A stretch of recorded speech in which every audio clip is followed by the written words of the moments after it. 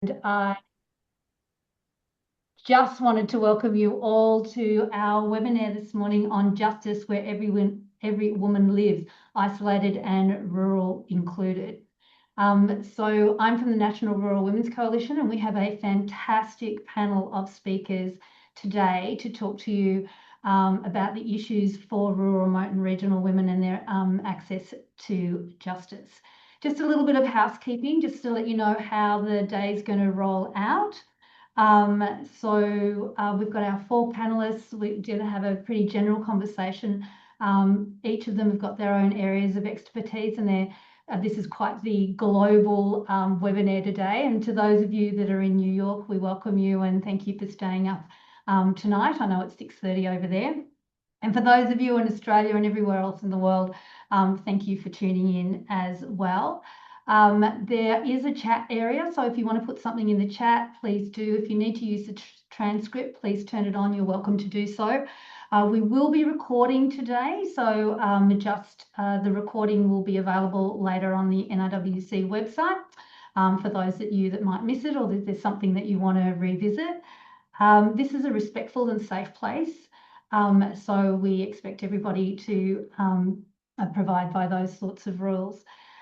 I wanted to start today by acknowledging country. It is a traditional way in Australia to acknowledge the first custodians, and so I would just like to do that. Today we acknowledge the traditional custodians of the land on which we live, work and gather, and pay our deepest respects to the elders past, present and those emerging. Today I'm in Gunnedah, which is in northwest New South Wales of Australia, and it's the home of the Kamilaroi people. We honour the enduring strength, wisdom and leadership of Aboriginal and Torres Strait women whose connection to land, water, culture and community has sustained generations and continues to guide us today. We recognise their sovereignty has never been ceded and that their stories, knowledge, systems and cultural practices of First Nation women remain vital to the identity and future of Australia. In this spirit, we also extend our respect to Indigenous women across the world, custodians of their land, languages and traditions. We acknowledge the shared experience of resilience and resistance and leadership that unite First Nations women globally, as well as the diversity of cultures, history, voices they represent. May we listen deeply, act respectfully, and walk together in solidarity, supporting the rights, leadership and self-determination of First women wherever they are in the world today. Thank you. So then I just wanted to take you a little bit through, you might not have heard of the National Rural Women's Coalition. We are the largest national organisation in Australia that represents the voices of rural, remote and regional women. We collaborate as an alliance committed to advancing the rights, wellbeing and leadership of women living in rural, regional and remote and very remote Australia. The National Rural Women's Coalition provides a strong, united voice to ensure the lived experiences of rural women and recognise and respect the reflected in the nation's decision-making. Welcome, Paulette. Hello. Oh, I've been struggling. Working at an intersection of advocacy, engagement and policy reform, the National Rural Women's Coalition actively contributes to shaping a more equitable Australia by positively influencing policy under the 5 priority areas of the Australian Working for Women strategy, which is a 10-year strategy to create gender equality within Australia. These priority areas in which the National Rural Women's Coalition works are economic equality, security, health, gender-based violence, unpaid and paid care, leadership and decision-making. And this guides the National Rural Women's Coalition's efforts to address systematic barriers and create meaningful, lasting change for rural, regional and remote women and their communities. Through partnerships, consultations and evidence-based advocacy, the National Rural Women's Coalition ensures that the perspective of rural women inform government policies, strengthen community outcomes and drive inclusive policy solutions and leaves no woman behind. Recently, we've been working on critical areas of rural women's health and the access to professionals, and I'm sure any of you living in rural, remote and regional areas will not be surprised and will be experiencing similar issues. of the additional burden of cost for rural women to access health services. We've also been looking at the contributions of older women in reducing and combating climate change, among many other things. So if you want to know more about us, please jump onto our website. I'll show you a slide at the end so you can see where to get onto us. But yeah, there's lots of work that I'm sure that we're intersecting with across all of the world. So now it's my great pleasure to hand over to Judy Harrison, who's going to be facilitating the conversation that we're going to be having today. Judy Harrison is the co-convener of the Australian National Rural and Regional Remote and Very Remote Community Legal Service here in Australia. She's the former convener of the Australian National Women's Justice Coalition and has a decade-long effort of entrenched women's legal equality-seeking infrastructure. Judy's PhD research is asking whether human rights are optimised by people and people in remote, isolated rural areas, including those in hostile geographical determinism, can be recognised and encountered. I'm sure there's a lot more to unpack in that PhD. So without further ado, and with enormous pleasure, I'm going to hand you over now to Judy Harrison. Thank you, everybody. Yes, thanks so much, Kelly. And high fives to the National Rural Women's Coalition. And I'd also like to endorse the acknowledgement of country to First Nations women and girls and all First Nations peoples in Australia and also in every other country in the world. So you can see that on the screen there are three other people, and together we are kind of reflecting not only different time zones but different locations in the world. So different local areas, different countries, different regions, and in some ways we all come together internationally.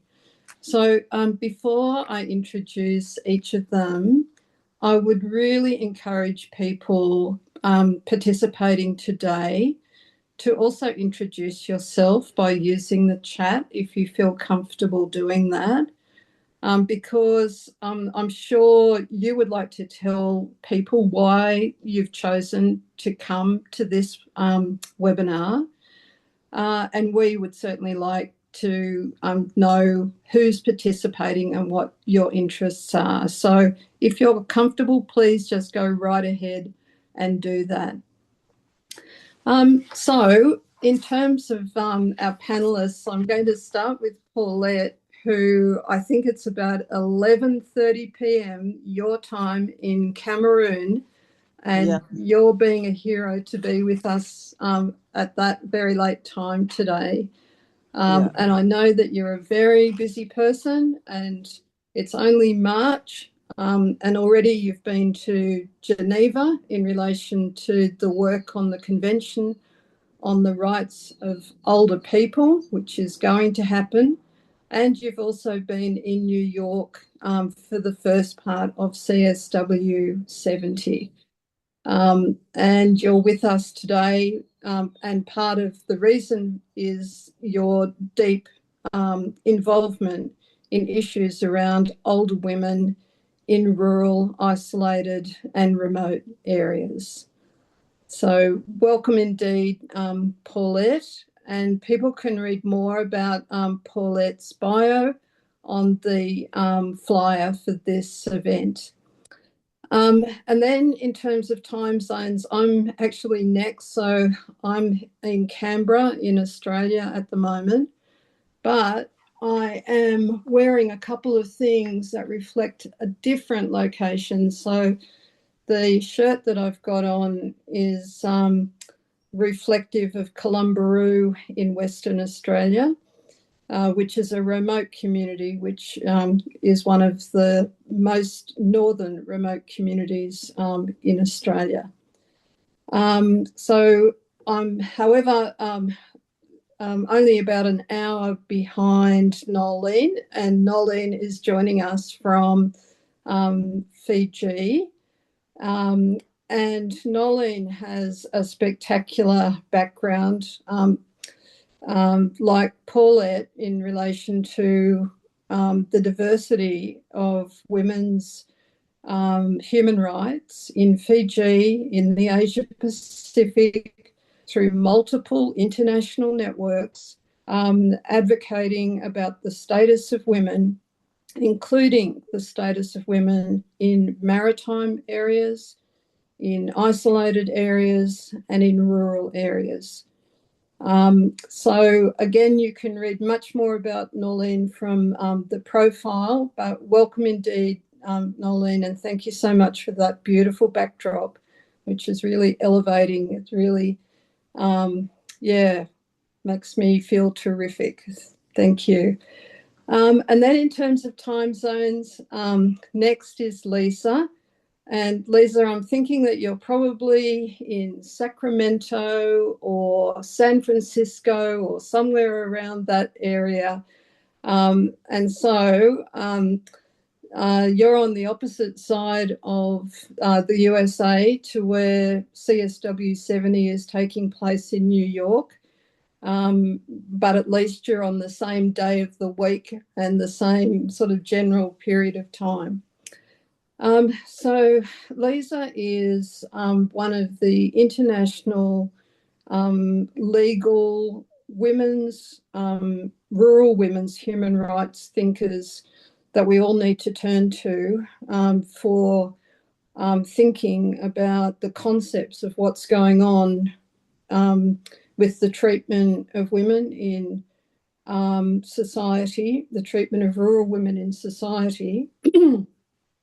And also the treatment of rural women when it comes to human rights, including international human rights and CEDAW. Lisa has written extensively on all of those topics for a very long time. There is a body of work which is spectacular. And I feel that if people are not aware of Lisa's work, that it can help you in your thinking about the power relations that are occurring in relation to the position of women and girls in rural, isolated and maritime areas internationally.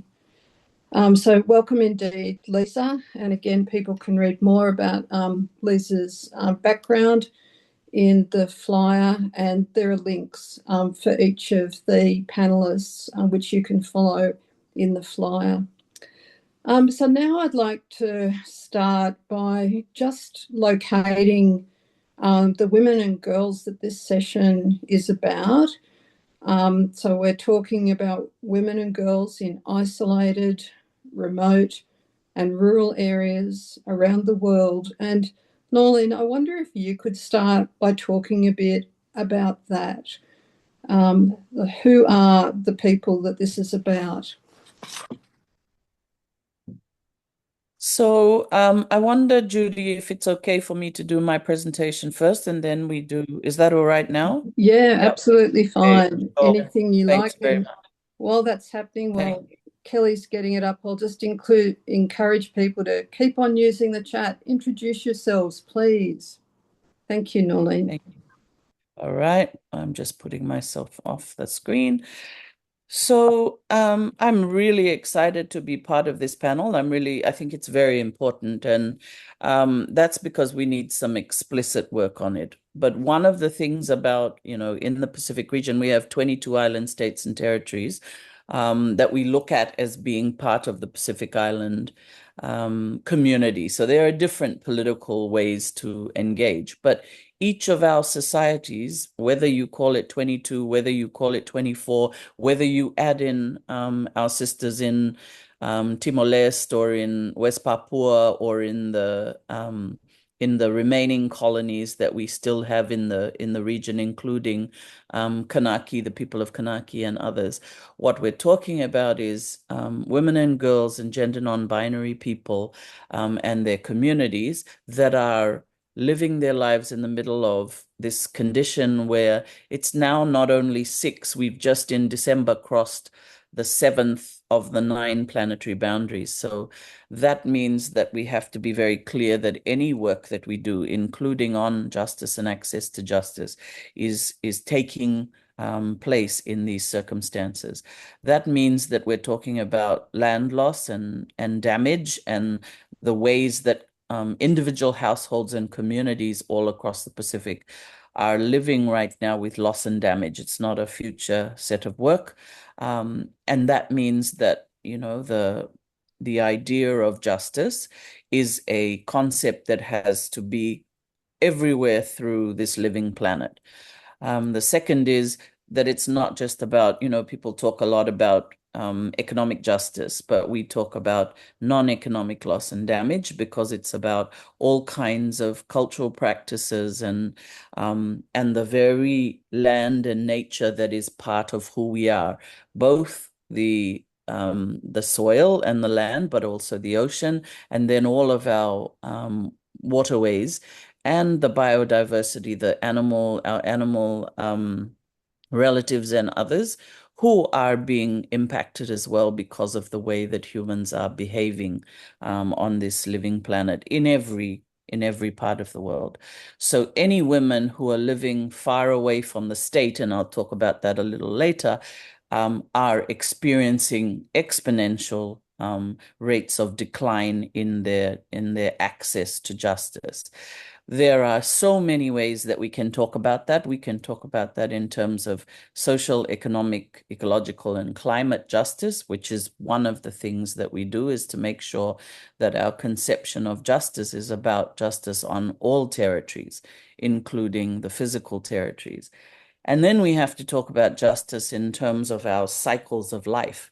And I mean just the daily to the monthly to the yearly cycles of life, whether you are on traditional planting calendars that are now skewed, whether you are coming through a period of flooding. Now in Fiji, for instance, we don't really, we still talk about the cyclone season, which is November to April, but really throughout the year, we have to be watching and encountering the changes in our landscape because of what the culprits of pollution and extractivism are doing to us in the region. There's increased flooding, there's insecure housing tenure, children are affected, there are issues around household violence that we see. The statistics show very clearly what happens. There was a 300% increase in reporting to Evo shelters in Vanuatu after a particular cyclone. We already have infrastructure problems in the region, of course, and many of us are dealing with that on a daily basis. My own village in Kandavu didn't, from Cyclone Winston, which was like, I think 6 or 7 years ago now, they had constant people coming to say, they would help and they would put something together for the village bridge. But until Diva for Equality came along and worked with the local administration and really put some energy and effort, it only took us 2 to 3 months for us to be able to put that together with a group of women builders working with those in the communities. And it shows you that some of these ideas that it's too hard to do infrastructure repair and is not true. It's just that we're not doing it in a way that allows us to act with the urgency that we require in order for people's lives to keep going on. I'm not going to spend time on this because I know Judy and others will talk about it, but really understanding that for Diva for Equality and for feminists throughout the Pacific, we have to talk about the concept of justice and access to justice for all of our peoples. And that means that the context and conditions matter. What is it like for Pacific women and people with diverse sexual orientation, gender identity and expression and sex characteristics? What is it like if you are living in Suva, which is very different to if you are living on the western side of Fiji, which is very different to if you are living where my people come from, which is the Kandavu Islands. There's 300 islands just in Fiji, over 300 islands. And there are varying levels of access of the state in that space. So strengthening justice has to mean so many different sets of things, including everything from infrastructure and water and sanitation and food security, which means that we have to propose on issues like agroecology, through to things like we have double the rates of violence against women in the Pacific. And for us, that means that we have to always be working on the issue of EVOR and sexual and reproductive health and rights. And we all know what's happening at the moment in terms of the pushback on that. I'm doing some work from afar on the Commission on the Status of Women and CPD with many other women across the world. And we know that there is colonialism, white supremacy, capitalist geopolitics at play, and ways that that we're really seeing patriarchy and misogyny at its worst right now. What's our work on justice on all territories? You just tell me when you want me to stop, Judy, because I can talk about slides later. But basically, we know what our work is as Pacific feminists. We're trying to destabilize and shift some of those powers that are very comfortable where they are, including in the rural areas, and to disturb where the state thinks it's comfortable, and it will do no more on those areas, whether it's about access to magistrates and judges, whether it's about access to work on elimination of violence against women. The work has to be ourselves, with communities, in communities, by communities, but also CSOs, NGOs, development institutions, the UN, and governments, of course, as the duty bearers. So I think we're very, very clear that the accountability measurement is not good with states, but also the ability to respond to the needs of women in rural and maritime and remote locations has always been bad. We look back 7 generations, we look forward 7 generations, and the picture is not great. But we keep trying to make sure that we are advancing and moving ahead. I can give some stories a little bit later, so maybe I won't say too much about this, but to say there are so many examples of where there's, I love this discussion, Judy and others, of, justice deserts and also sacrifice zones, which we've done a lot of work on, I think, across the majority South and the majority South in the minority North countries. And we can say, for instance, Fiji water and the way that issues of water and sanitation have been sidelined at the same time as a luxury water product is allowed to be moved and has been given tax-free status and all kinds of privileges that the people in those rural areas are not given. And there are many, many other examples that I can give maybe later if there's time. But just to say, there's a lot of lessons that we have learned about what we should be thinking about when we talk about real justice and access to justice. And at CSW 70, but everywhere in our work, we should be articulating that a lot clearer about how we have to work both on the material and the everyday. We have programs that are called Just Fixes. And that's because for women, anywhere in our constituency networks, but particularly in rural and maritime and remote areas, it's very hard to just walk into a social. For one, you don't have the social the social services where you are, but two, when you do go in, if you come all the way in to the city, it's often you're not treated in a very friendly or just way. And so we have accompaniment programs where we try to deal with that issue. For us, it's a very real set of work. If justice is to be embodied, then it has to be worked on in very explicit ways so that we don't just say, this is something that's in our constitution or it's in our laws or it's in our policies, but it has to be seen in practice in the way that we live our daily lives. Thank you. I think I'll end on that. Yes, thanks so much, Nolene. That is just beautifully setting the scene in so many respects. And just in a moment, I'm going to come to Paulette. But a couple of things that you said, Nolene, where you said that power holders express that it's just too hard to address things in non-urban areas. And I think that's the challenge that we are all putting out, that we do not accept that it's just too hard, and we have to push back on that. And you also talked about justice deserts, which I think is a term that we're going to have to attribute to Lisa and celebrate again her amazing work.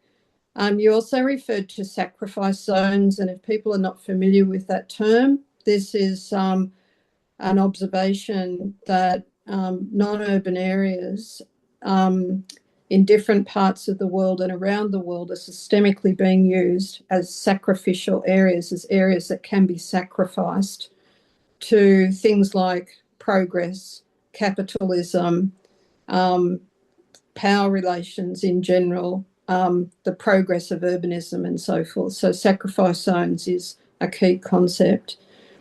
And you also referred to people coming from non-urban areas into the city and not finding a very friendly reception there. And you talked about the need to accompany them. So that's a need for advocacy to try and correct the power imbalance and the poor treatment that people received. And I think that can be used as a general metaphor. And really, that's what we are about. We are acknowledging that people that is either us in non-urban areas or people who we support and are allies with in non-urban areas do need backers. They do need allies because there are profound power imbalances happening, and they are not going to get a proper reception unless allies step up and fix those power imbalances. And finally, you referred to laws and policies and practices as all opportunities to try and do more. In Australia, and I think probably internationally, there's very few geographic references actually in legislation, including constitutions, federal, state and territory legislation. In Australia's case, it's often missing from treatments of intersectionality, and it's often missing completely from policy, or it's treated in a superficial way. So that is a big segue over to Paulette and about the rural women and rural issues that you're working on, Paulette, which primarily relates to older women in Cameroon and regionally and internationally. Thank you, Judy, and hi to everybody. It's too late here, but I love this. I love this work. So I'm myself, another woman from rural areas, 70 years old. Older women outnumber older men and live longer than them by an average of 5.2 years globally, but in poorer health and few assets. Furthermore, in addition to discrimination due to their age, they undergo gender discrimination as well as intersecting vulnerabilities such as disabilities, marginalization, and so on. In my place here in Cameroon, older women live in their largest number in remote rural areas,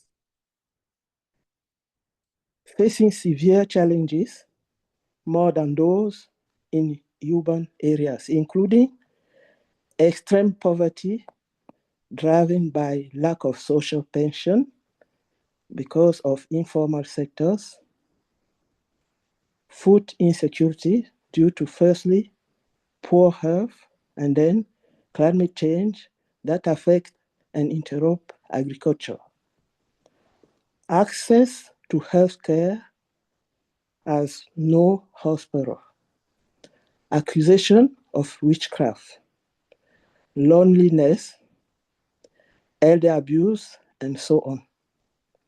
These challenges, in addition to their illiteracy and non-visibility, geographical and social isolation, build significant barriers to justice and their access to justice, lack of legal recourse and aid, and high level of violation of their human rights.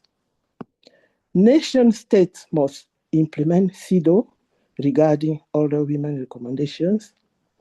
They must also follow this CSW 17 in including older women in gender equality agenda and empowerment. Nationally also, implementing anti-discrimination existing laws and creating others.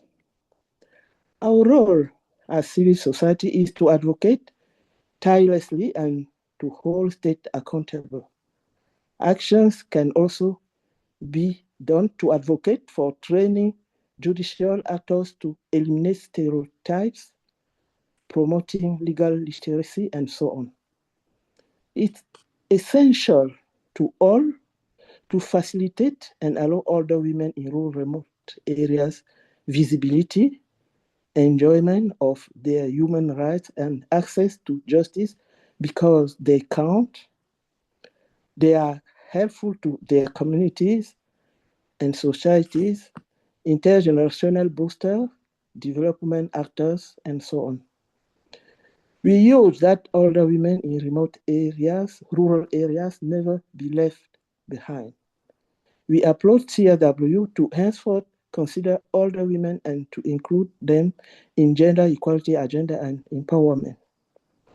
We must also applaud and support the drafting of the UN Convention on Older People's Rights, drafting in progress in Geneva, and its entering into force without further delay.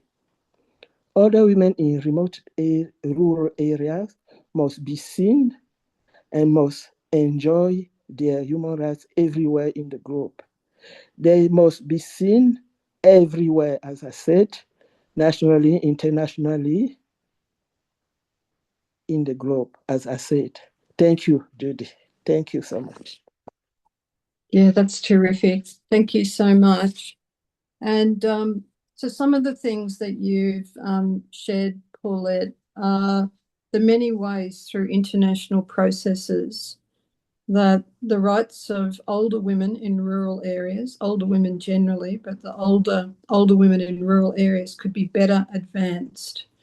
And that, I think, is a theme in this discussion, that there are many opportunities, including progress towards the Convention on the Rights of Older People, where there can be more visibility and a better helping hand to women and girls wherever they live, including in non-urban areas. So thank you so much for your work, Paulette. You're everywhere all the time, and it's wonderful that you've been able to stay up to be with us tonight. Thank you. Yeah.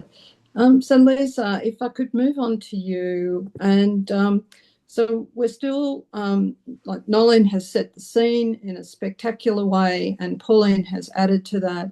But I'd still like to try and stick with where are the women that this is about, and who are those women? What are their circumstances? What are they dealing with?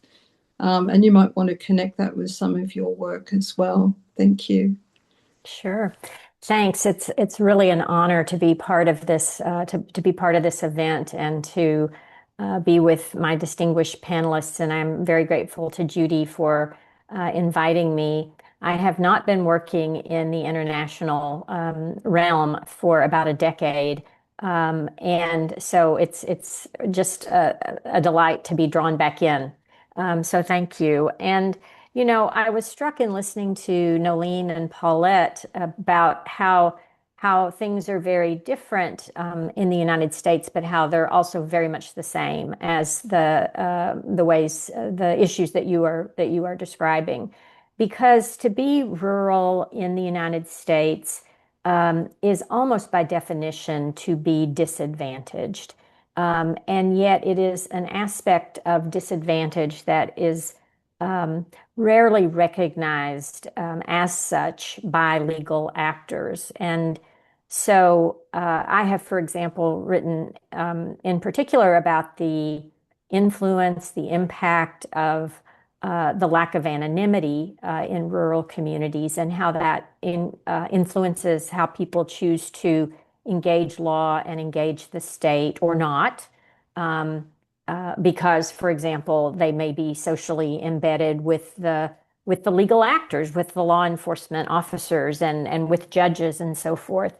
And another massive issue, which I'm sure Paulette and Nolene can relate to, is just the challenge represented by material distance from, literal distance, like getting to the courthouse, getting to the law enforcement officer, or getting the law enforcement officer to you, if someone has been victimized. And rates of poverty have long been higher in rural areas in the United States than they are in metropolitan settings. And yet many of these factors are really unknown or unrecognized by legal actors who, by legislators, by judges who make decisions often in ignorance of these lived realities. So those are some of the things that I've written about, specifically, for example, in the context of termination of parental rights, access to reproductive health care, understandings of the dynamics of domestic violence in rural contexts. I have argued that there is a heightened, more entrenched sense of patriarchy in rural settings for a variety of reasons. I want to turn and just talk for a moment about this theme of access to justice in this year's CSW. When we talk about access to justice in the U.S. context, we're typically talking about whether people have the ability to be represented in court in civil matters. And so we talk about the availability of lawyers, either whether they literally exist in the community, because we, as Judy suggested, are now using this term legal deserts or justice deserts to refer to places where there are no trained lawyers, except maybe the judge, right, who shows up once a month to hear matters. And may not even be local themselves. So we usually talk about it in relation to the presence of lawyers or the presence of other forms of legal assistance. One thing I appreciated very much about this document, it is in the UN's way, right? A kitchen sink is the expression we might use. Everything but the kitchen sink, everything in the kitchen sink, right? It addresses so many issues, including the one that I just spoke about, right? The extent to which people have access to trained advocates. It addresses encouraging states to license paralegals, and what we're increasingly calling justice workers, which is an issue that we're moving forward with, taking baby steps here in the United States, right? Authorizing people who are not fully trained as lawyers to do some of the advocacy that needs to be done, including in rural settings, but also in other places. And so it's an incredibly comprehensive document, right? And it talks about engaging women in the legislative process. It doesn't use the term, when I was reading it, I was thinking about the term rural proofing, which is a term that I learned actually from Australians, right? That you would vet legislation to see if it would have a deleterious impact on rural people. But they actually talk really about vetting legislation for gender impacts. So it's a wonderfully comprehensive document. It talks about trauma-informed legal actors, and it recognizes the vulnerability of victims and survivors. There's a lot of attention to structural barriers, and I think all those things are very important. But many of them, I will note, are under attack. By the Trump administration. We have here in the United States, we have a longstanding law, a federal law that we've had for decades, called the Violence Against Women Act. And one of the things that the law does is it channels resources to certain communities that are known to be that are recognized as vulnerable. And those include communities of women of color. And interestingly, they also include rural women. There are specific flows of money that go into rural communities to provide services. And it was in looking at how the Trump administration is changing VAWA, the Violence Against Women's Act, that I became aware that the Trump administration is kind of stripping away all references to anything that is structural. So sort of a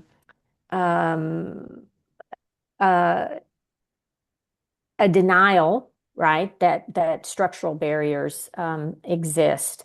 And this document, right, stands in stark contrast because this document mentions on a number of cases, in a number of instances, in a number of places, right, the role of structures in constraining autonomy and so forth.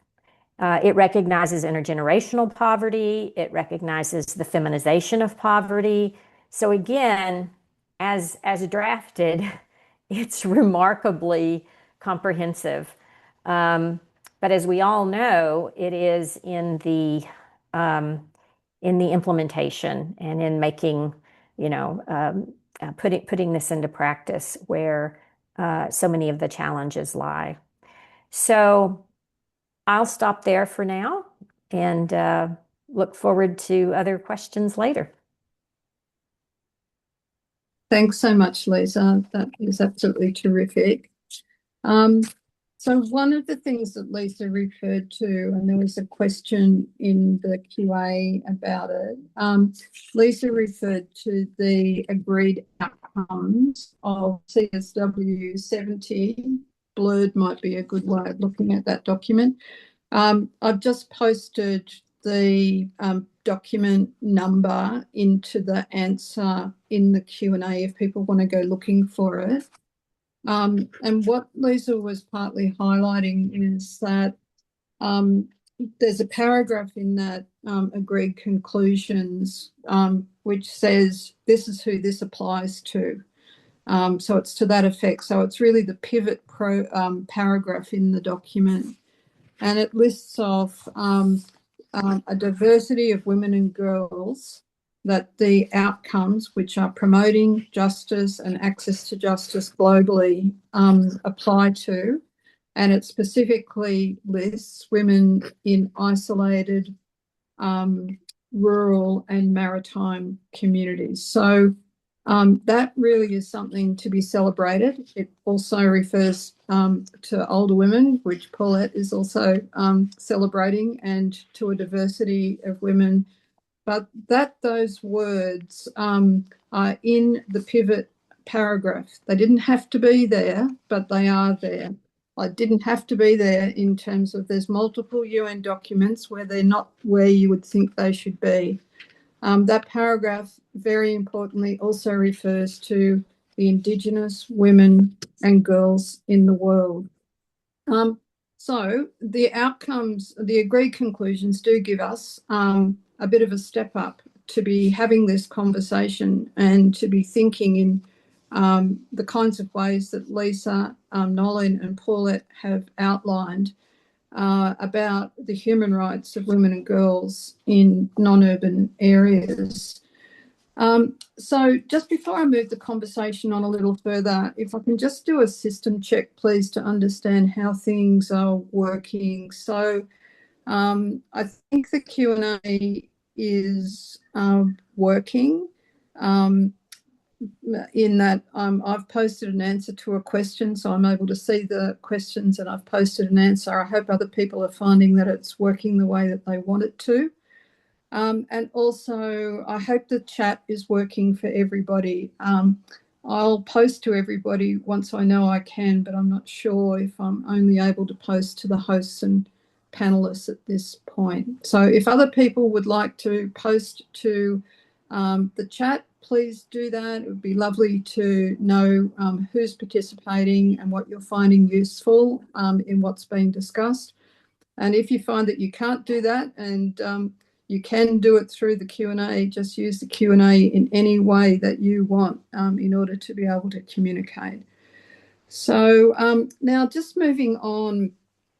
So I think we have each person who's spoken so far has already touched on some of the obstacles which are occurring. So there are so many obstacles to justice and access to justice for women and girls in isolated rural and maritime areas.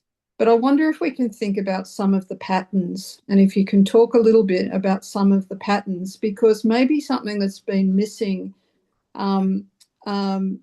has been the concepts that we might use and the terminology that we might use in our countries and internationally to call for action on the rights of women and girls in isolated rural and maritime areas, and to call for human rights to be universal and include them. So if I can just go through the same sequence, so it'll be Nolene, then Paulette, and then Lisa. So what are the main obstacles, do you think, Nolene? How can we think about that? So maybe I just start with a document that my the wonderful staff at DIVA kind of put together around their other work. They were just trying to contribute to this, and I think they were very excited actually that this is happening. This webinar is happening. One of the keys, and I'm not sure if I'm answering this in the way, I have a slide as well which might help, but the infrastructure and the general health facilities and services that are accessible to people with disabilities, to elders, to people with diverse SOGISEC. There's a whole set of work around that alone, just the kind of basic needs. I think feminists have taken on Maslow's hierarchy of needs and said that actually we need it all. We need the basic, kind of food, water, housing, and sanitation and education, but we also need the mental health, psychosocial care, because also when you've had this, level of distress that is rising, there's a whole need for psychosocial care within climate change, loss and damage work, for instance, and those in urban poor, rural and maritime areas in the Pacific really need it most. Then there's issues, as you've rightly raised, I think it's Lisa, right? Sorry, Lisa, yes. In terms of, just having access to justice and law in practice. We have very few magistrates that are able to regularly go around the 300 islands, and FWRM, Fiji Women's Rights Movement, have done a wonderful set of work around how long it takes women to, after the violence has occurred, how long does it take them to actually approach the justice sector and then further to go through that system. And it's 2 to 3 years just to get the initial set of work. And then we have statistics like, and this is the thing, we've been building a body of knowledge over the last decade, I think, in a South state, and saying, okay, if we look at the gender, surveys for Fiji, for instance, that there are some specific statistics that tell us that we're not doing well. And when we disaggregate that, when we do it properly, when we look at what is happening in Suva as opposed to north or south or east, there is a very different picture going on there. So we have to look at, like disaggregation intrastate. And I think, Lisa, you've been talking about some of that. The language barriers. I mean, we have multiple languages. If you look at Papua New Guinea, you have over 800 languages. And those language systems, some of them are so remote that there's no kind of, they're not dialects, they're specific languages. And we've got to work out how you get that coverage in a state that has been taken apart and remodeled for extractivist purposes. You know, how does a South state, when we look at the development outcomes for Papua New Guinea, you can see clearly that those women in rural and remote areas are not doing well. We already know that. Okay, so some of that work of identifying the problems is done, but not the work of doing something about it. The human rights violations that we're seeing, there are small arms problems in certain parts of the Pacific. We now have an illicit drug problem, and it's not just our problem. Like Judy, you know, we're in the middle of this, you know, this track now that is finding its way. You know, the drugs are finding their way to Australia and New Zealand, and they're going through our ports. And do we have the capacity to deal with that? No, we don't. And we don't even have, we have the punitive, you know, sets of work that are going on now where they're doing mass kind of you know, they're going into even my place, Kandavu down in the south. They're coming in and they're saying, you know, we must have no marijuana plantations. We must have no this, no that. We must make sure that, you know, and it's very, very punitive. And our point is that you've got to set up the public health conditions as well, that we can't be expected to do this for ourselves. So one of the issues that we're trying to talk through now with Australia and New Zealand is, how do we do this as a region? How do we make sure? Because that's a rural problem as well. And it's a major issue for women and girls. We are already seeing some of the levels of violence, the types of violence changing. That's changing everywhere, in the informal settlements, in you know, in high poverty situations, but also in rural and remote areas. Even in traditional contexts, we've always, you know, we have a wonderful set of feminists that are working on elimination of violence against women and girls over decades. And one of the things that comes out is that in rural and remote areas, you just can't have the same strategies because, you know, rape cases, physical violence, sexual assault of children, we've got to have those experts, those technical experts that are available as close as possible to where the assault is happening, to where the rape is happening. And we don't. And so what are our answers to that as a state, as development institutions, as civil society, as societies in general? What are we going to do about that? We now have the first national study on violence against children, and it's horrific. The numbers are awful. There are 4 out of 5 children have had an incident of severe violence in their lives. Now, the issue, though, is I haven't seen a breakdown on the rural children. How are they doing?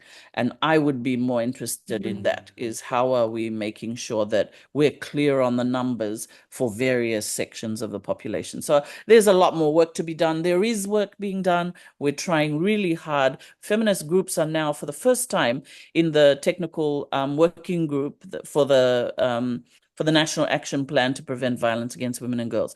Never been in there before. It's tough going. It's very hard to be in there with the state doing this work, but we're trying as hard as we can. And I think the last thing that I would say is that we know that these trends of fascism in the global and in the regional are having an impact at the national level. And that then has an impact on where the money goes, where the political decision making, you know, is taking place, what kinds of decisions are being made on where we place our small funds that we have.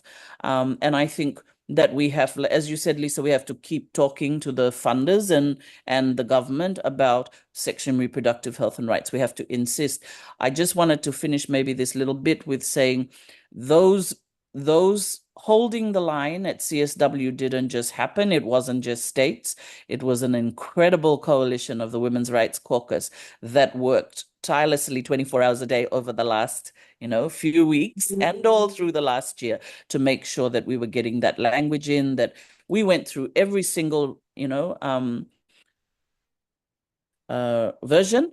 And in the end, we held. But as you all know, it's very, very tough right now. And there is even a gender resolution going through today that we're very worried about. So times are tough, but we also are tough. And we refuse to give up. And what does that mean for rural and remote, women in rural and remote areas, that, like you said, Judy, we have to name who we all are, who they are, and how we are together in this work, in our intersectionalities. Use the intersectionality argument. Thanks. Over. Yes, thanks so much, Pauline. And again, you've covered so much, and you've finished with some really big picture issues and big picture power formations which are operating globally, attempting to operate globally. You also said in part, when you were referring to the drug issue, that we don't have the resources to deal with it. And I wonder if that's not a general statement about justice and access to justice for women in isolated rural and maritime areas around the world, particularly women who are experiencing poverty and intersectional discrimination and disadvantage. So I'm going to move on to you now, Paulette, and we're talking about the main obstacles to improving justice and access to justice for women and girls in isolated rural and maritime areas. And we're trying to think big picture, like how do we even conceptualize what this is about? So yeah, have you got some thoughts on that? Yeah, thank you, Judy. I would like to stress on the poverty of older women in remote rural areas. It's true, they are undergoing isolation, poor health, and so far and so on. But I would like to stress on poverty, driven by the lack of social pension. In my place, when you have not worked in formal sectors, that means in offices, you can enjoy social pension. As you know, in rural areas, in our remote rural areas, the older women are just agriculture or some small business like this.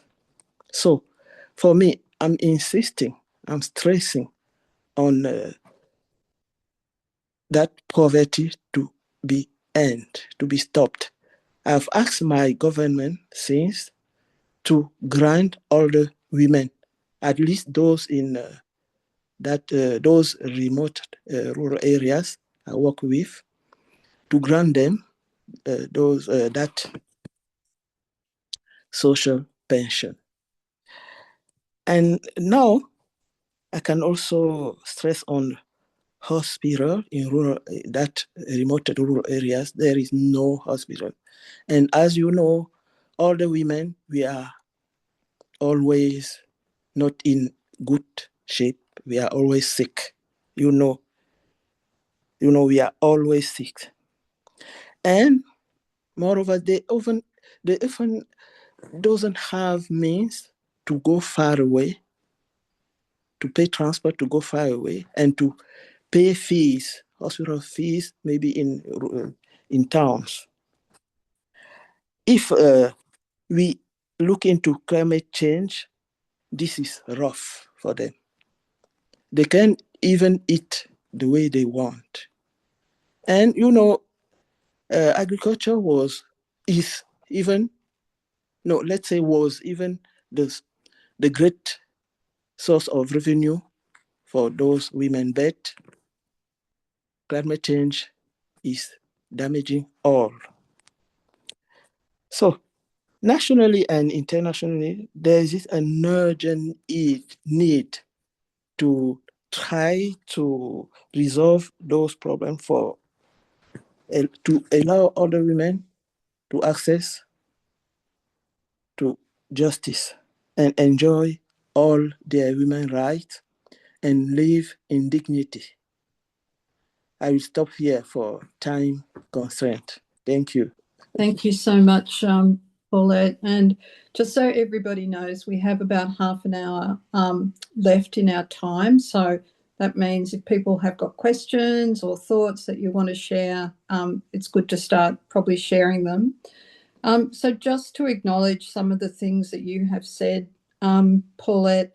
So you've talked about the poverty in rural areas, and globally, the most severe poverty is in rural areas. So in terms of international ambitions about lifting people out of poverty, it has a rural face. That is largely where the effort needs to be put. And you referred to structural problems, so lack of pensions for older women in agricultural, who have worked in agriculture in your country and probably your regions. And this probably connects with the issue of what are the standards that should apply. Is it okay that women and girls in rural areas are discriminated against structurally like that? Or should the standard be, which you're advocating, Paulette, that it must be equality? There must be safety nets. And you also referred to no hospitals and to the health needs of older women in rural areas and to the effects of climate change, including on food security for older women in rural areas. So to me, that raises serious questions on multiple fronts about what are the standards and how is it being justified that women in non-urban areas can be left behind like this. So what is going on? What's being promoted as the legitimising reason for leaving women and girls in rural and isolated areas behind?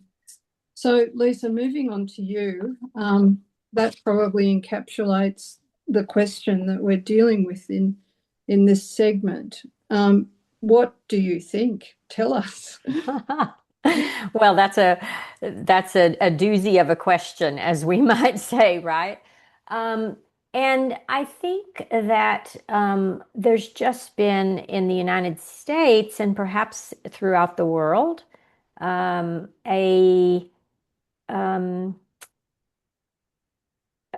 lowering of esteem in which rural people and rural communities are held. And this is probably partly a function of the increasing urbanization over the last century in the United States. I think the 1920 census was the census when the US became more urban than rural. And then, of course, urbanization occurred at quite a fast pace. And so my students, I teach a course called Law and Rural Livelihoods. And we, one of the things we do is we look at, documents maybe by philanthropic organizations that have done surveys, or even documents by the U.S. Department of Agriculture, which does the 90% of the analysis of anything rural in the U.S. And you will see these very positive, nostalgic views of rural America, even 20, 30, 40 years ago. And that has really changed. Now, partly because of political issues, rural communities are seen as retrograde. Progressives see them as problematic, as the reason that we have Trump in the White House, if I may just be frank. And of course, that's far too simplistic. There aren't enough rural people in America to have there aren't enough people in rural America to have put Trump in the White House, right? It is other forces that are as much or more responsible. But it has become a reason for progressives who normally want to be supportive of disadvantaged populations to say, well, it's their own fault, right? And it's just become one more reason, at least in my domestic context, to deny rural people. There's also, of course, the argument that, well, they've made a choice to live there. If they don't like the subpar services, they should just move to the city. And of course, this is also a silly argument for a couple of reasons. One is that, shouldn't people be able to live, where they want and where they may have really significant place attachments? But also, it's costly to pick up and move to the city, and there's not enough housing in cities. And, so what is it that we would really want to happen? But I think there's often a widespread view that this is a matter of choice. So, kind of tough luck. And so the standard that we would aspire to in the US, I think broadly speaking, is a lower standard for rural populations. That this sense that it's not feasible to provide the level of services. So my colleagues have talked about the closure of hospitals or the lack of hospitals, and this is an issue right now in the United States. 2 hospitals have closed in the state of 2 rural hospitals that were the only hospital in that particular county have closed in the state of California in the last year and a half. So we are experiencing rural hospital closures in the face of really quite devastating maternal mortality rates to begin with. Yes, these closures, they attract attention, fleeting attention, in the news, maybe even in the national news. But then when it comes time for the federal government to allocate resources, for example, last July, under the One Big Beautiful Bill, there were a number of features of that bill that are only going to hasten hospital closures, including, cutbacks on Medicaid, which is our state subsidized health care for low-income individuals. And so, yeah, it's quite a mess. It's quite complicated. I'm reminded of Nolene's early use of the term sacrifice zones. This is a way in which rural scholars and rural policy advocates have begun speaking about rural places in the US as well, right? As sacrifice zones. Sometimes we talk about them as internal colonies because we want the minerals and the food and the products of the extractive industries that take place in rural, that are coming out of rural places, but we don't want to subsidize those livelihoods by providing a sort of baseline of services like a good quality public education, health care, and all sorts of social services that my fellow panelists are also speaking about and are aware are needed. I think we've become comfortable, maybe throughout the world with a double standard, partly because we throw up our hands and say, this is the best we can do. It costs more to provide services in rural areas because you can't achieve economies of scale. Often tax bases, the tax basis is poorer because the land is not as valuable. So if the taxation system is dependent on property taxes, if it's dependent on sales taxes, it's also not going to produce as much money, obviously. So there are a number of justifications, right, that policymakers have.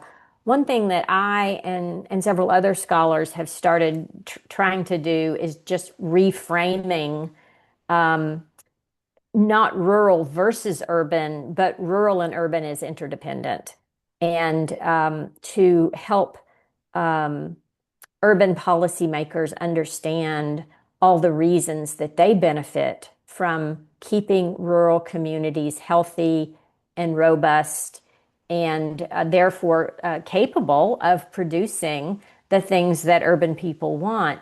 One example here in California is water. So where do we get where do we get our water? We're very reliant on snowpack from the Sierra Nevada mountains and from the far northern part of the state, where the Sacramento River literally rises out of the ground as a spring. And yet all of this water that much of it that goes to highly urbanized areas, including all the way to Los Angeles, is just taken for granted, right? That urban areas have a claim that they have a right to this, and so starting to get people to think about, well, what are the reasons for nurturing rural communities, for keeping rural communities alive, right? From keeping rural places from just drying up and blowing away. Well, part of it can be self-serving because there are so many benefits and products that we get from rural places. And so talking about what's fair, what's a fair exchange for the folks who live in those communities and who steward those resources and who extract those resources. Yeah, thanks so much, Lisa. And your words, what's fair, I think are incredibly resonant and probably characterize this whole discussion. And you've highlighted that utilitarian arguments are used in relation to access to services in non-urban areas. So, for example, is it cost effective to have certain health services and aged care services and so forth in non-urban areas? And that type of argument, the utilitarian argument that it's too expensive or it's not economical, doesn't actually sit with human rights, which are based on universal human rights. So I think what you're highlighting and what others have highlighted helps point out that there are some really big narratives going on that are being played out in relation to remote, isolated maritime and rural areas. And maybe it would help if we were more attentive to those narratives and started to characterise them more. So a term or a concept that I've found useful myself is the notion of structural urbanism, which does sound a bit oppositional. It means that the urban is structured into thinking and into systems. I don't think it has to be oppositional, because urban structures can decide to be very nice and gentle and inclusive of non-urban areas and people experiencing poverty and disadvantage and intersectional discrimination within them. So structural urbanism is probably with us to stay, but it doesn't have to be a force of darkness. And also the idea of determinism. So the women's movement, the feminist movement, has done a lot of work to debunk the myth that biology is destiny. We don't accept it as an argument for subordination. And I think people with disability have done a lot to debunk the myth that disability is biological rather than social, socially determined attribute. So the social responses determine how people experience their physical and other conditions. And similarly, we can think about geographic determinism. So how is it that we're all convinced, or not the people in this conversation, but so many others are convinced that geography really is destiny? That if you live in Gunnedah, like Kelly does, that things are going to, that certain safety nets will not be present because it's not economic, including health services. And maybe that's what we need to come at, that we need to debunk the myth, the aggressive myth, the hostile myth of geographic determinism that says that there is a hierarchy of geographic locations and the cities are at the top and the most isolated areas are at the bottom, and that explains whether you have safety nets or not, which it doesn't. So just like biology as destiny has been confronted. Maybe geography as destiny needs to be put onto the list. So I'm mindful of the time and how much people have contributed on the panel. We have about 10 minutes to go. And Nolene, you have highlighted the word structural urbanism in the chat. That's very, very good. If anyone else has got keywords that they love like that, like concepts that just sing and help to understand, it would be really good to share them. So Kelly, I don't know if you can see questions or comments posted to the chat. I don't think I actually can. Can you make any suggestions? I've got my next question ready to go for the panel, by the way.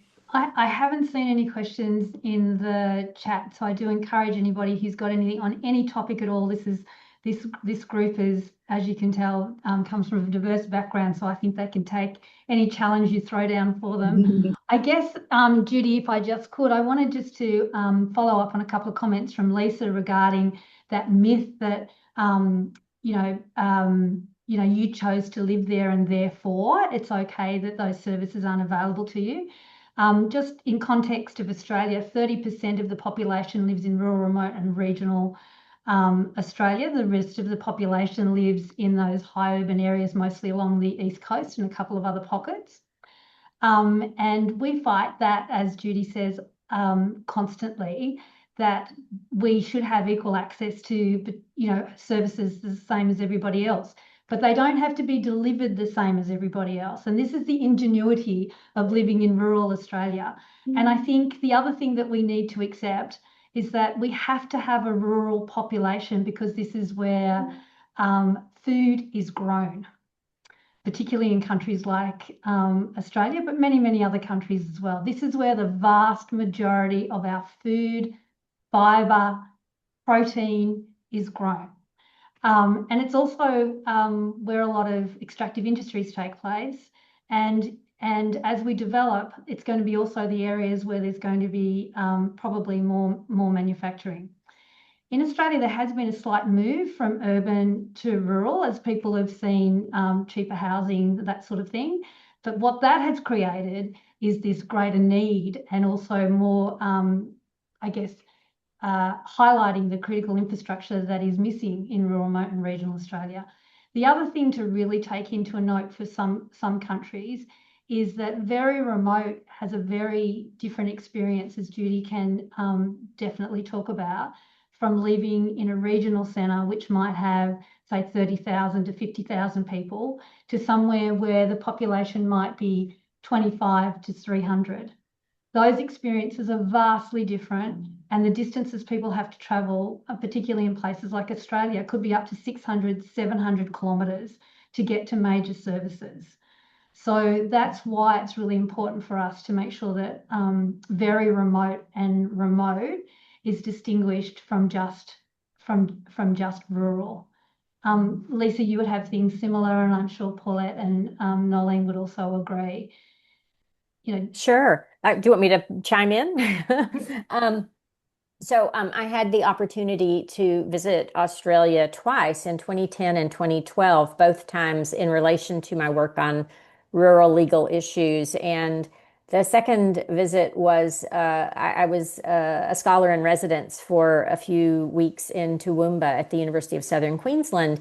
And I learned, that Toowoomba, which at the time had a population of about 100,000, right? It's the largest inland city other than Canberra. So it was quite different than one day when I drove up to Kingaroy, which, was much, much smaller. And, Australia is distinct from the United States. There are places in the United States where you would see that sort of settlement pattern with this sort of extreme remoteness. And one of the things I was really struck by at the time is how much more attention the Australian government and the state governments in Australia gave to what at the time they were calling triple R issues. I guess now you're calling them the 4R issues, right? And I talked to some rural scholars back here, and they said, oh yeah, Australia is really notable for for doing so much more than we do in the United States for for our rural communities. I grew up in a community of outside, just a few miles outside a town of 400 people, and the nearest hospital was 20 miles away.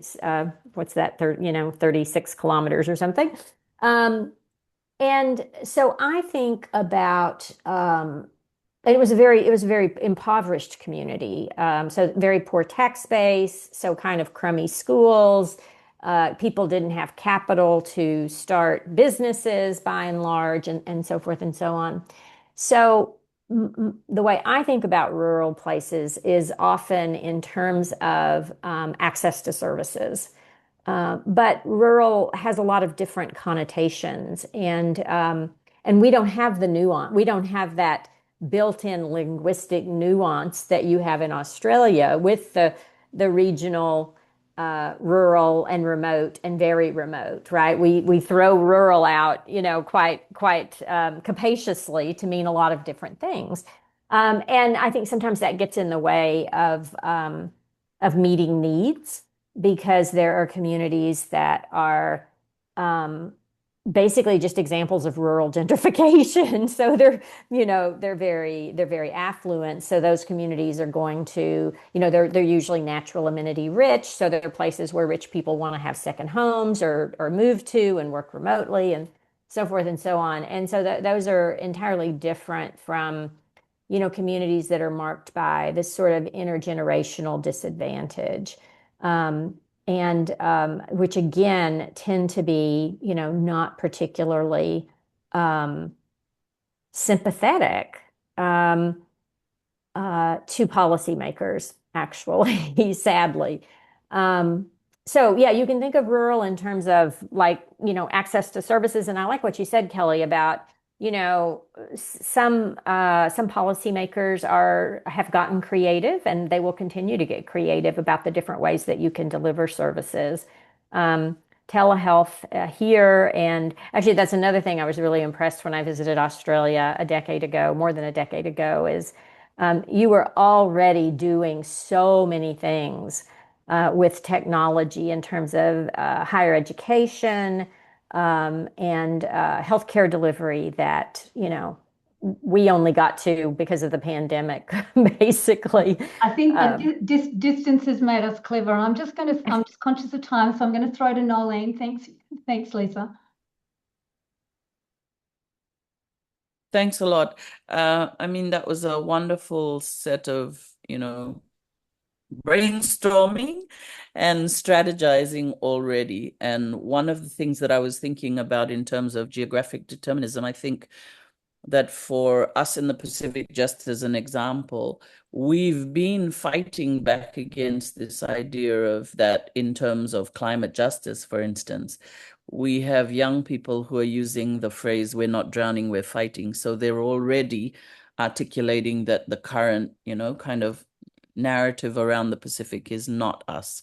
That's something that people are projecting onto us, and then we're trying to work out how we change things. And how we're trying to change things, for instance, and the linkage to rural women and rural communities is we have biodiversity loss right now at 1,000 times the usual background rate, of species extinction. And rural people see this first, but also it's First Nations and Indigenous peoples who are talking about the losses, who are working on the damage and loss, and who are protecting these, themselves and biodiversity at great danger. Like a lot of the women human rights defender deaths and assassinations that we've seen in the last 5 years have been around protection of ecology and ecosphere.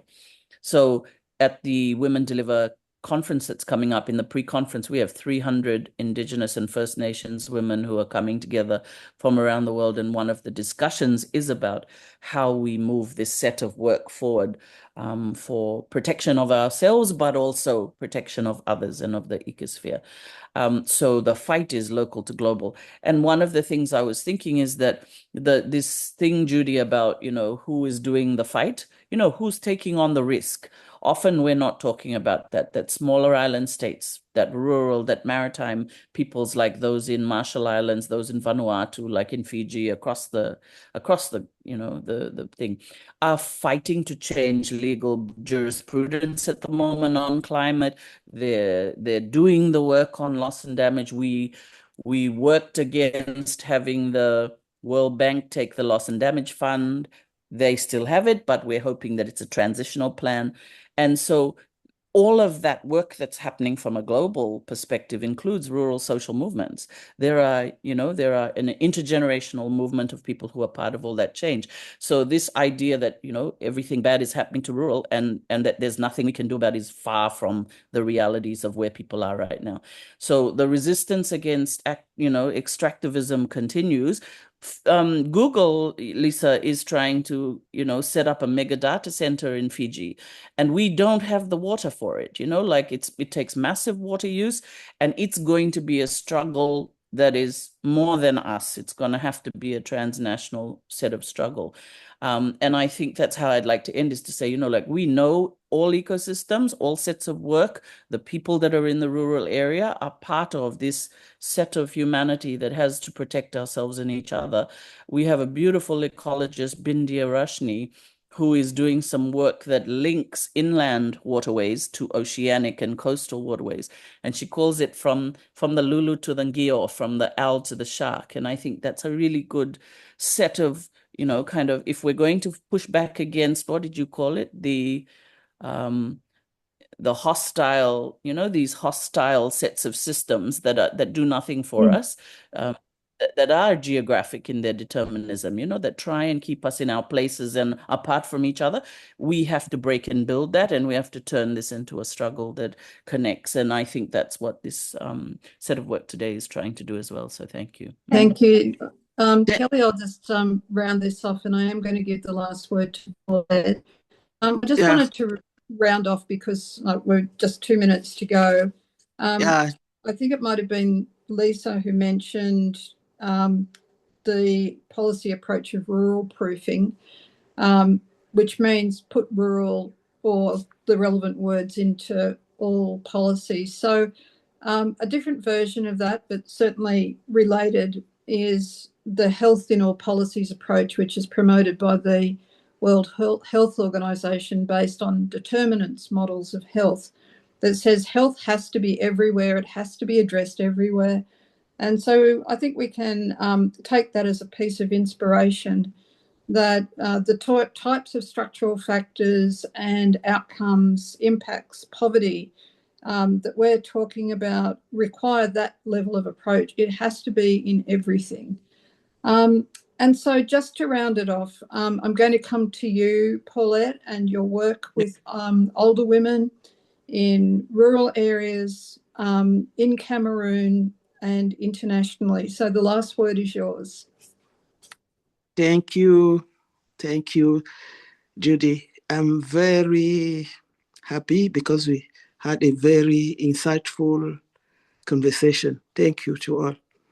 And my last work is that nationally and internationally, we demand justice and access to justice for all older women, and particularly for older women living in remote areas. Thank you so much, Paulette. And I wanted to know more about women delivery, and I wanted to be part of that this year. And no doubt Kelly will make that happen. So thank you so much to everybody who's participated, to our wonderful panelists, to Paulette for staying up so late, for Nolene and your wonderful team. Those slides were magnificent. And to Lisa, and also to Kelly and the Rural Women's Coalition, and to everybody who's chosen to participate. Thanks very much. Thank you. Thank you. Bye. Bye. Thank you Bye, all. Bye. Judy. Bye, Kelly. Bye, Nolan. Bye.